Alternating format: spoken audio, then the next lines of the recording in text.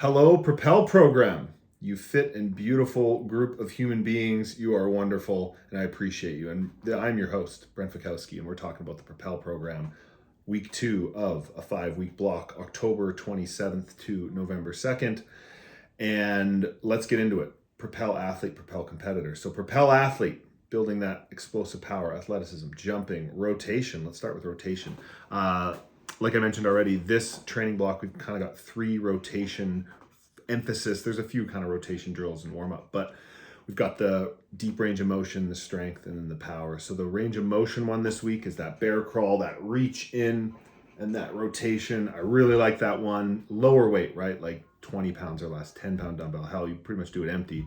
But I like adding a little bit of weight there.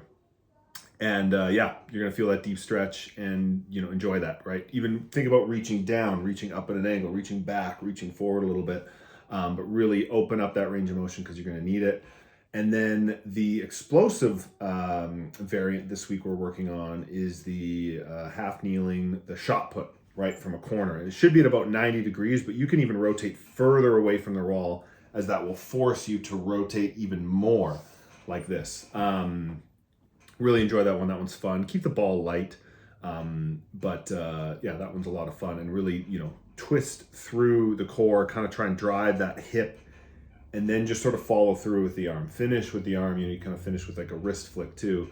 But the more you don't want to just do this and push and then rotate, right? You don't want to follow through with the rotation. You want the rotation to be doing the work. Isometrics, we're keeping those in. I've got some ideas for whether it's next block or the one after that, but some different tempo on the isometrics, some stuff I've been reading about, but it'll still be similar exercises, just different, sorry, not tempo, but different work rest periods. And then lastly, just wanted to emphasize the speed deadlifts. On a personal level, I find that doing fast bench press pretty easy. Not easy, but like I can emphasize doing bench press fast. And same with cleans, right? Because you need to open up that hip aggressively to get the bar up. And that's pretty easy to do at, a light to moderate weight, I find. And even at a heavy weight.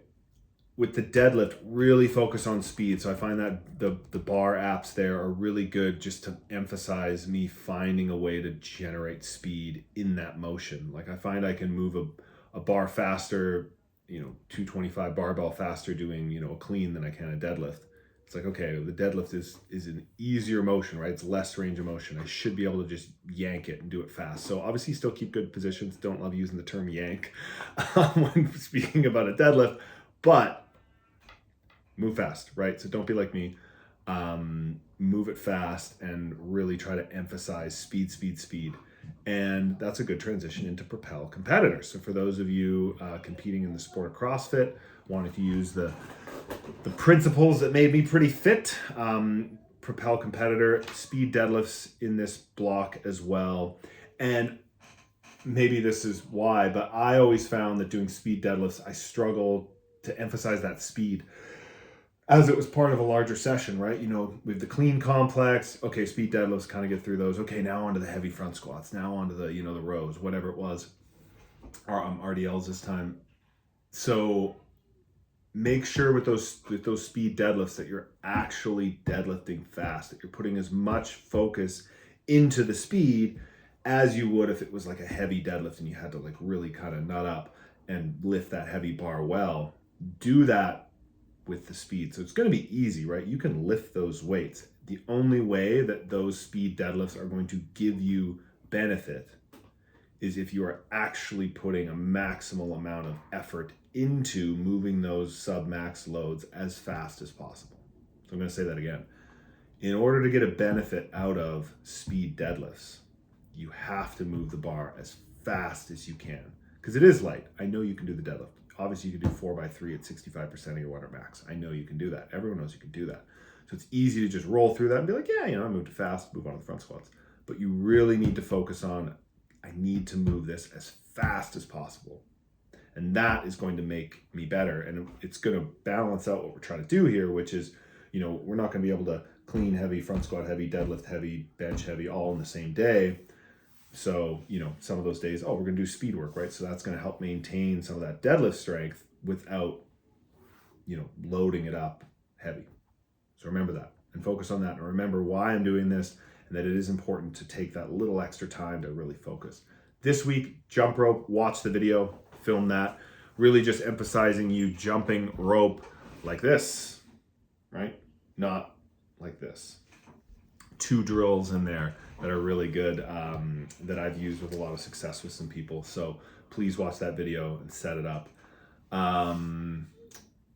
I wanted to talk a bit about bar facing burpees. So we've got the RPE for the bar facing burpees, and now this set is starting with bar facing burpees. So don't overdo it, because it's easier to settle into a burpee pace when you're already tired. But at the beginning here, don't sprint, right? It's RPE 8. So go like pretty hard, pretty steady, kind of bit of recovery, RPE 5 on the Echo bike, and then push pretty hard in that last 30 seconds. So again, good opportunity to work on efficiency. And I find people, myself included, tend to approach workouts differently when you have these like time requirements per station as opposed to like a calorie or rep count. So a lot of times if I want people to do like, or even myself, like when I wanted to just have like an easy flow day, I would say, okay, a minute Echo bike, minute double unders, minute burpee, minute toes to bar. And you're just going to kind of work your way through it, right? 5 rounds or something. And that's 20 minutes. As opposed to 50 double unders, 20 toes to bar, 20 burpees, right? You're more likely to hold on, I'm going to go unbroken, or I'm going to go fast on these burpees and I'll recover on the bike. It's just 20 cals. I'll kind of push the last 2 cals. I'll sprint those, right? You start making those arrangements. Whereas when it's minute based, you're able to give the actual like intended stimulus of what this is asking of you. So in the case of a toe to bar, it's like, maybe I have to do 19 and 1, and that's okay, right?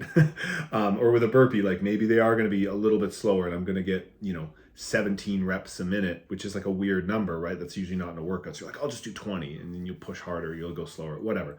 So in this case, you got the 1 minute bar facing burpees, RPE 8. I don't care if those sets drop off or change. It's about like rate of perceived exertion, like that feeling of RPE 8, which can change a little bit throughout the course of the workout. And lastly, on Tuesday afternoon, we've got the dedicated overhead work.